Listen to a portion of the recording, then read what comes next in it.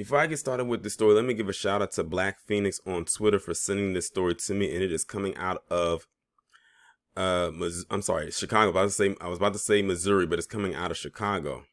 Where in this picture you see a 26-year-old man by the name of Ahmeel Fowler, and this guy was charged with the murder of a mother and her daughter, and the mother's name was Janiyah Murphy, and her daughter's name was Jaclyn Murphy.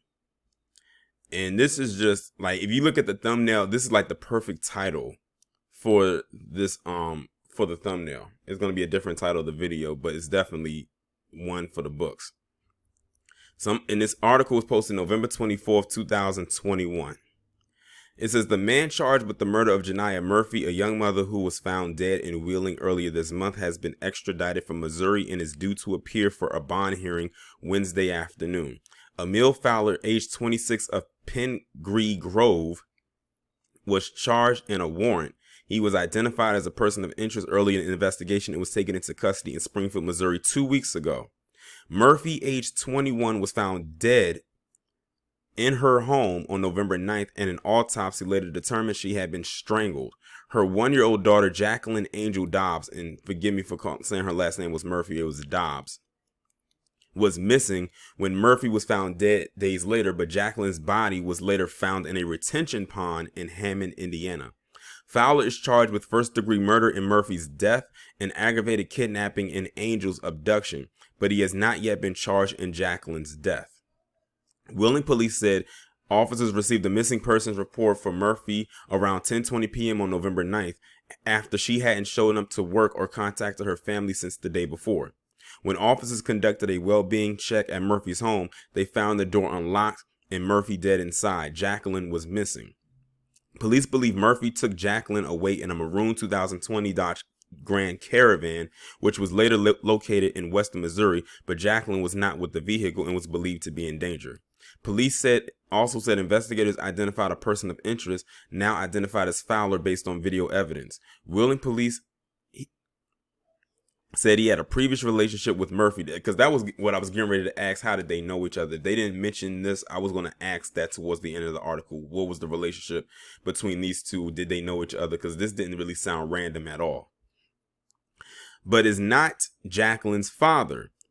The three were last seen together on November 8th at a suburban shopping mall. Meanwhile, Jaclyn's body was found on November 11th. Indiana State Police Sergeant Glenn Fifield said just before noon that day.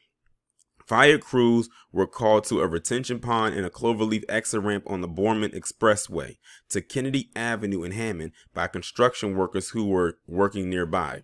They saw what they believed to be a body floating in the water, and they did the appropriate thing and called 911 immediately, and 911 dispatched the fire department, which is standard protocol for something like that.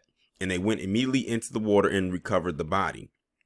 Fowler is due to appear for a bond hearing on the murder and kidnapping charges on Wednesday at the Rolling Meadows Courthouse. Wheeling police have said they expect Fowler to face additional charges. I hope they don't give him a bond, because he definitely does not deserve one.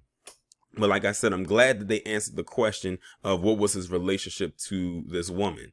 So basically, it sounds like to me like there was maybe some kind of rift in the relationship, because they said that he had a relationship with her, but he was not the father of the child, because clearly his last name is Wheeler and the daughter's last name was Dobbs. So this is a child that this woman had from some other dude, from another guy. And I don't know what the relationship status was between them, or whatever the case may be, if he felt like if it was infidelity or whatever it was. But something tells me he was probably upset that this woman that he used to be in a relationship with had a child maybe with another dude. But like I said, I don't know their relationship timeline, so it's kind of sketchy. But I think it all goes back to that relationship, because this guy strangled her to death. And I always look at when it comes to how people murder people, strangling, that's personal, because you're literally choking the life out of someone. You're literally choking the life out of someone, and it's a slow death. And I'm sure it's a very painful death too, because it's not quick. It's not like a person who's been shot or maybe stabbed or something like that, or something, to that extent. You're literally strangling the life out of them, and they're trying to grasp for air while at the same time panicking. There's a lot of adrenaline going between the both of you, and it's a lot. So this was personal. But then when he decided to take the daughter after he killed her mother and then dump her body into the water. Now, we don't know if he took the daughter out before he did that, or if he just threw the daughter in the water. And with her small body, she can't swim, and she probably drowned. But we don't know what her cause of death is. They just said what the cause of death for the mother was. So my thing is, this could have been an envy, a crime of passion, a jealousy thing. Like I said, the daughter was not biologically his. Something tells me if she was, he probably would have spared the daughter's life. But because it wasn't his child, he was like, F it. She's expendable. She's not my child. That's probably what was going through his head.